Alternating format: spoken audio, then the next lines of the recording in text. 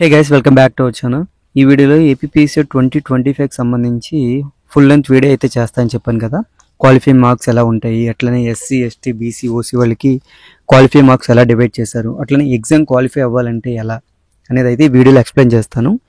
ఈ వీడియోని ఎక్కడ స్కిప్ చేయకుండా ఎండ్ వరకు అయితే చూడండి. తప్పకుండా ఈ వీడియో అయితే మీకు చాలా అంటే చాలా యూస్ఫుల్ అయితే అవుతుంది. ఎవరైతే ఇప్పుడు పీజీ సెట్ రాస్తున్నారో చాలా డౌట్స్ అయితే ఉంటాయి మీకు. ఆ డౌట్స్ అన్ని కూడా ఈ వీడియోలో అయితే నేను క్లియర్ చేయడం అయితే జరుగుతుంది.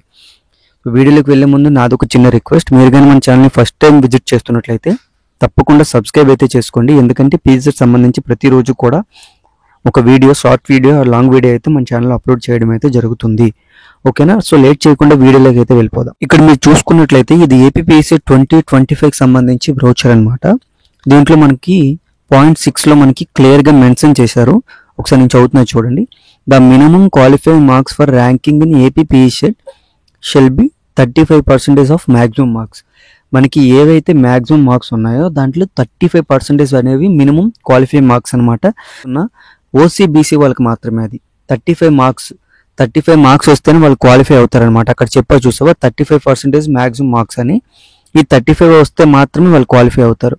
However there shall be no minimum qualifying marks for the candidates belonging to the category of scheduled caste and scheduled tribes. ఎవరైతే schedule caste and schedule tribes వాళ్ళు ఉన్నారో వాళ్ళకి నో మినిమం క్వాలిఫైయింగ్ మార్క్స్, అంటే వాళ్ళకి qualifying marks అంటూ ఏమీ లేవు.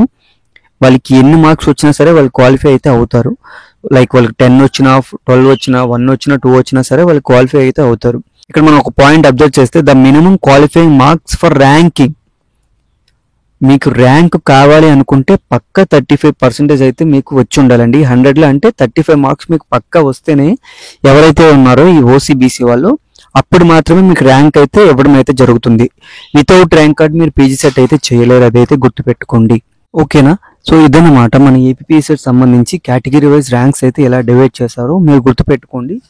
దీన్ని బట్టి మాత్రమే మనకి అనేవి ర్యాంక్స్ అనేవి డిసైడ్ చేస్తారు. మీకు 35 వస్తే మీకు ర్యాంక్ కార్డ్ ఇస్తారు ఎవరైతే జనరల్ కేటగిరీ వాళ్ళు ఉన్నారో. మీకు 35 కన్నా తక్కువ వస్తే మీకు ర్యాంక్ ఎవరు, ఎవరైతే 35 కన్నా తక్కువ వస్తారో ఎస్సీ ఎస్టీ వాళ్ళు వాళ్ళకి మాత్రమే ర్యాంక్ ఇవ్వడం అయితే జరుగుతుంది. అట్లనే మనకి 35% మార్క్స్ రావాలంటే ఏం చేయాలనే దాని గురించి అయితే వీడియోలో నేను క్లారిటీగా ఎక్స్ప్లెయిన్ చేస్తాను. ఫస్ట్ థింగ్, మనకి నెగిటివ్ మార్కింగ్ లేదు ఏపీపీఎస్సీలో. అది మీకు చాలా బెస్ట్ ఆప్షన్ అండి. ఎందుకంటే నెగిటివ్ మార్కింగ్ లేదు కాబట్టి మీరు ఎన్ని క్వశ్చన్స్కి ఎన్ని ఆన్సర్ వచ్చినా రాకపోయినా పెట్టేసుకున్నా సరే మీకు నెగిటివ్ మార్కింగ్ లేదు. సో దట్స్ వై మీకు మార్క్స్ ఏమి తగ్గిపోవు, అదైతే గుర్తుపెట్టుకోండి. మీకు ఒకవేళ వచ్చినా రాకపోయినా సరే 100 క్వశ్చన్స్ కూడా అటెంప్ట్ చేయండి. వన్స్ ఈ 100 క్వశ్చన్స్ అటెంప్ట్ చేసిన తర్వాత మీరు చూసుకోండి, ఒకవేళ టైం ఉన్నట్లయితే ఏది రైట్ ఆన్సర్ పెట్టాం, ఏది రాంగ్ ఆన్సర్ పెట్టాం. ఒకవేళ రాంగ్ ఆన్సర్ పెడితే ఒకసారి మళ్ళీ థింక్ చేసుకొని మళ్ళీ రైట్ ఆన్సర్ పెట్టడానికి ట్రై చేయండి. ఒకవేళ మీకు గుర్తొస్తే మాత్రం అలాంటి క్వశ్చన్స్ మీకు పేపర్ పెన్ ఇస్తారు కదా, దానిపైన క్వశ్చన్ నెంబర్ ఐడి వేసుకొని ఒకసారి గుర్తుపెట్టుకొని రాసుకోండి. ఎందుకంటే చాలా మంది కన్ఫ్యూజ్ అయితే అవుతారు ఎగ్జామ్లో. పక్క ఇది కంప్యూటర్ బేస్డ్ టెస్ట్ కాబట్టి మీకు ఒక క్వశ్చన్ ఇస్తారు, దాని కింద ఒక 4 ఆప్షన్స్ ఇస్తారు. సో మీరు దానిలో ఏదో ఒకటి అయితే చూస్ చేసుకోవాలి.